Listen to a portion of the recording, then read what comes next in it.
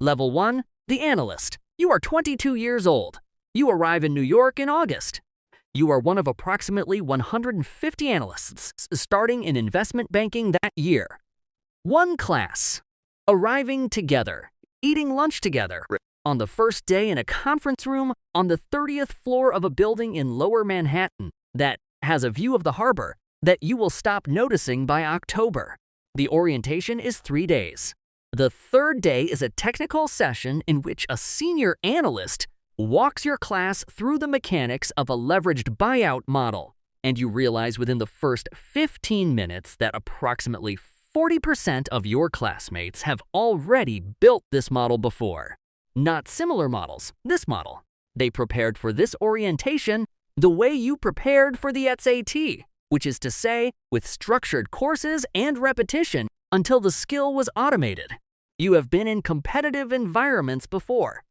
You were summa cum laude. You did the internship. You beat out approximately 300 other people for this seat. You are the 40% who did not already build the model. You learn the model in 2 days. You learn it by watching, and then doing again faster, and then doing it at 2 a.m. when a VP asks for a revised version by 6 a.m., and you have been awake for 19 hours. By December, you can build the model in 4 hours. By March, you build it in 2. This is how Goldman Sachs teaches most things. By requiring you to produce something under conditions that would have been impossible 3 months earlier. Your starting salary is $110,000. Your total first-year compensation, including bonus, will be approximately $175,000. You will work approximately 100 hours per week. You will do this math during your second month and not do it again. Level 2, the second-year analyst. There is a survey that Goldman Sachs first-year analysts produce internally and circulate to each other. The 2021 version went public. In it, analysts describe working conditions that include unrealistic deadlines, overnight revisions, and a relationship to their own health that most people would find alarming and they have come to find normal. You are a second-year student. You read the survey when it circulated. You recognize everything in it. You are not alarmed by it in the way you would have been before, which is itself something the survey was probably trying to describe. What you have learned in 14 months. Every model is wrong. The question is whether it is wrong in a useful direction. A financial model of a company's future cash flows is not a prediction.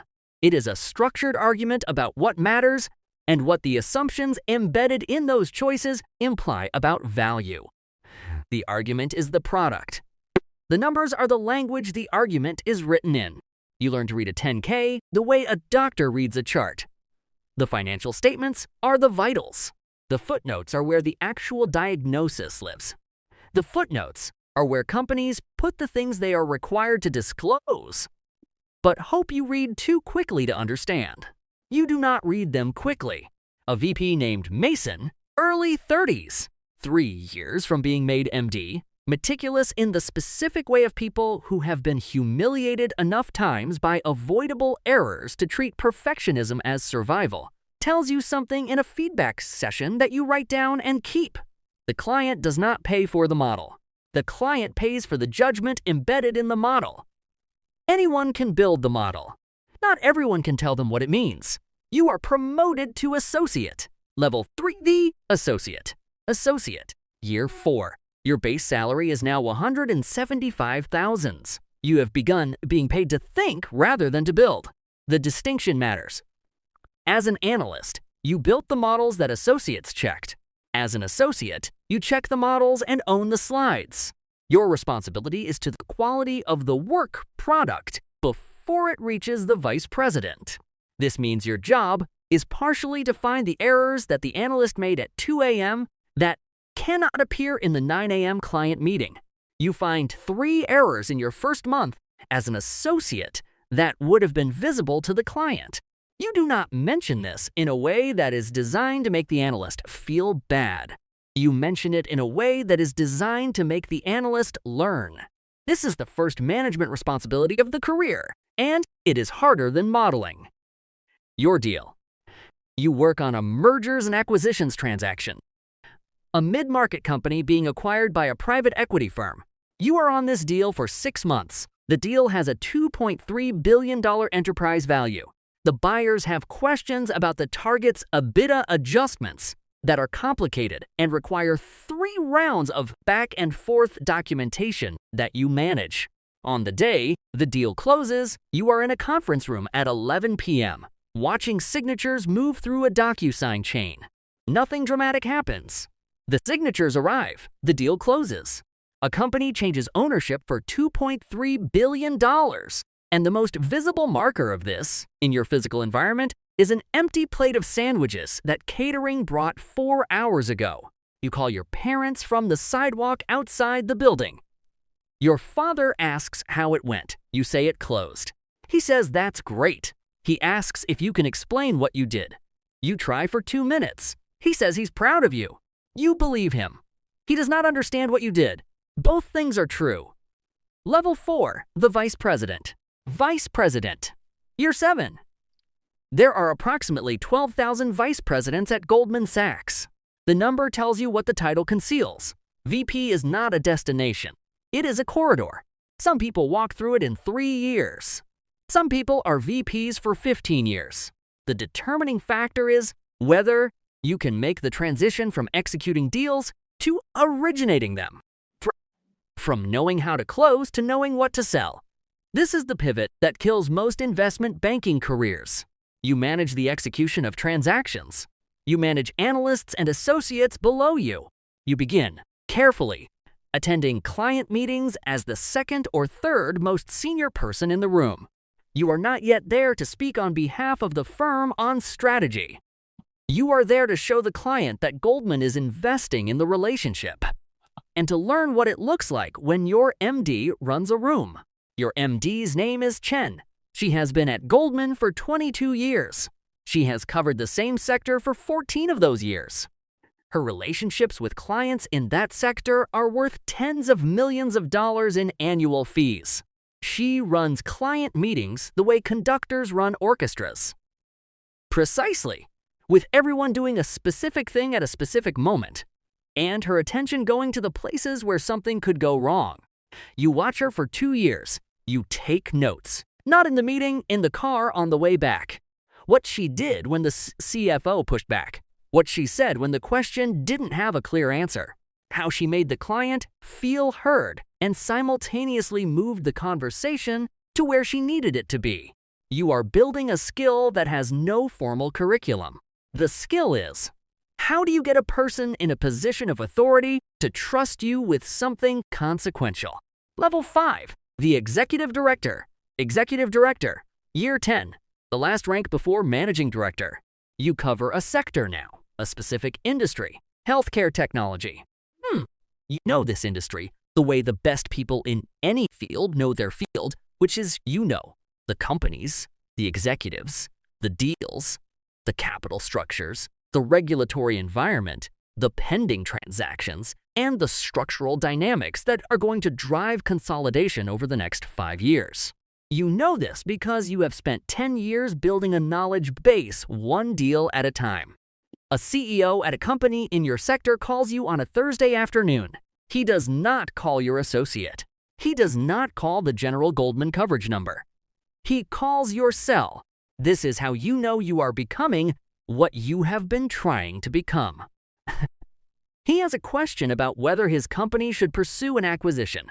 It is a strategic question with financial implications that are large and complicated.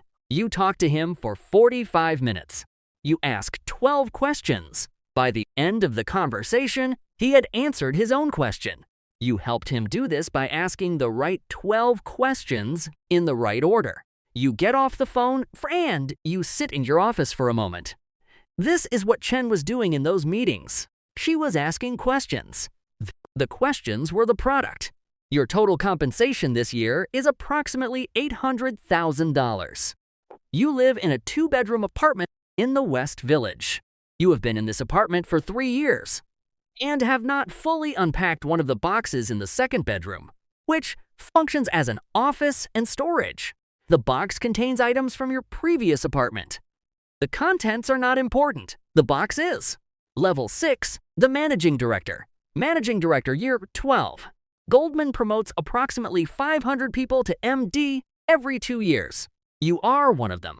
The MD promotion at Goldman is a ceremony that happens in a room and then a series of conversations that happen across months. The formal version, a letter, a title change, a dinner. The informal version, you are now on the revenue side of the ledger. Your job is to bring in business. Your relationships are now your assets in the specific way that assets appear on a balance sheet and can be measured and will be measured, and the measurement will inform whether you stay. Your book of business. The sector relationships that have been assigned to you and the deals you have originated. Generates approximately $12 million in fees in your first year as MD. This is considered adequate. The MD next to you generates $40 million.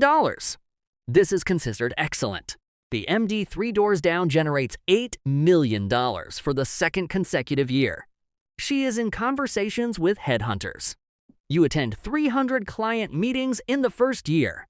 At Goldman, MDs are not officially tracked this way, but some banks track 300 client meetings as a formal annual target. And the expectation here is understood even if the metric is not formalized. You attend 300 meetings. You know the number because you counted. The work has changed entirely from what it was at 22. The model was the entry point. The model led to the execution. The execution led to the relationships. The relationships are the job. You are in a relationship now. You are valued for who you know and who trusts you, which is measured in the fees that trust generates. Your college roommate asks if you can explain your job over dinner. You explain it for 20 minutes. He says, "So basically you help companies do big things?" You say basically yes, he says. "And they pay you well for that?" You say, "Yes." He says he should have studied finance. You do not tell him about the box in the second bedroom. Some things don't translate. Level 7, the Senior MC. Year 16. You are a Senior Managing Director. Not a formal title everywhere, but an understood designation. You have covered healthcare technology for 9 years. Your sector relationships include 4 CEOs who have dealt with you on multiple transactions and who consider you their primary Goldman contact. The client relationship built over 7 years of not asking for anything and being useful generates 7 figures in annual fees. The 7 years are the investment. The fees are the return. At Goldman, client relationships can take 7 years to generate fees. This timeline is understood and accepted. You are now the person generating the fees. You travel 180 days per year. You are in London, in San Francisco, in Chicago, in Tokyo. You maintain a running document of who you met in each city, what was discussed, and what the next step is. The document runs to 14 pages and is updated every Sunday night. This is the CRM of the relationship business, not software. A document updated weekly, because the nuance of where each relationship is requires language that software does not handle. Your son is 9 years old. You call him every night when you travel, which is 180 of the 365. You call at his bedtime, which is 8 p.m. wherever he is. Sometimes you are in a different time zone where 8 p.m. his time is 2 a.m. your time. You call from wherever you are. He asks you on a call from Tokyo what you do every day. You tell him you talk to people about important decisions they have to make. He asks if you can help them. You say you try to. He says, "What if you give them wrong advice?" You say that's why you prepare very carefully. He seems satisfied with this. He falls asleep on the call. You listen to him breathe for a moment before hanging up. You are in a hotel room in Tokyo at 2:17 a.m. You have a breakfast meeting at 7. You put the phone down. You sit in the dark for a minute. Then you go to sleep. Levels 8, the partner. Only 400 people at Goldman Sachs hold the title of partner at any given time. Partners are selected by other partners, which makes the process self-perpetuating in a way that is both the institution's greatest strength and its most visible blind spot. You know this. The partners who made you know this. The institution has known this for decades and has addressed it with varying degrees of seriousness at various points in its history. You hold the title. What you hold is not the title. What you hold is 20 years of accumulated knowledge about how a specific sector moves, who the decision makers are, what they fear, what they want, and how Goldman can be useful to them in moments that matter. Knowledge is the asset.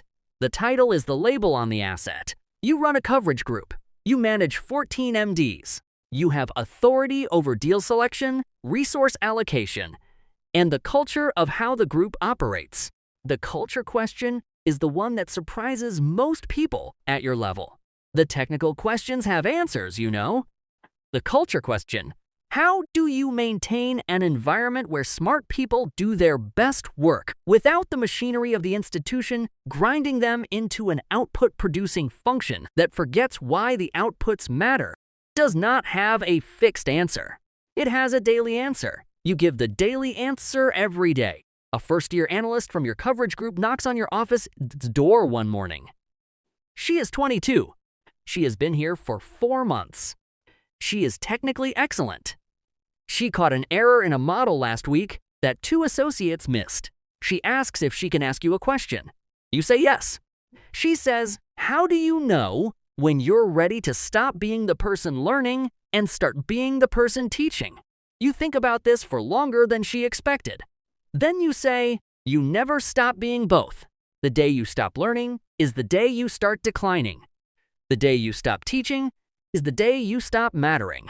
She writes this down. She leaves. You look at the view of the harbor, which you stopped noticing in October of your first year, and have started noticing again somewhere around year 15, though you cannot say exactly when the noticing came back. Level 9, the institution. You retire after 25 years. There is a dinner. The dinner is well attended. People say true things about you in the formal way of people who mean what they say and have been asked to say it in a room. You walk out of 200 West Street for the last time with a bottle of wine and a card signed by 85 people, and the accumulated knowledge of 25 years that belongs to you entirely and cannot be carried out in a box.